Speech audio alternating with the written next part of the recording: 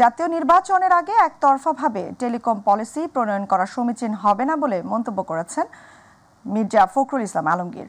তিনি বলেন, BTRC telecom network পলিসির উদ্যোগ প্রশংসনীয় হলেও তড়িঘড়ি করে সিদ্ধান্ত গ্রহণের বিষয়ে বিএনপি উদ্বিগ্ন। দুপুরে দলের চেয়ারপারসনের গুলশান কার্যালয়ে সংবাদ সম্মেলনে তিনি এসব কথা বলেন।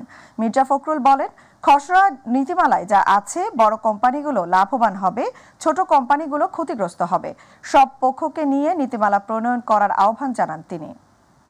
বর্তমান যে রাজনৈতিক পরিস্থিতি, গণতন্ত্র উত্তরণের যে পথ, সেই পথকে মসৃণ রাখা এবং আমরা যে লক্ষ্যে এতগুলো প্রাণ গেছে, সেই প্রাণের বিনিময়ে আমরা যেন সুস্থ সুন্দরভাবে যেতে পারি, সেই পথেই আমরা হাঁটছি।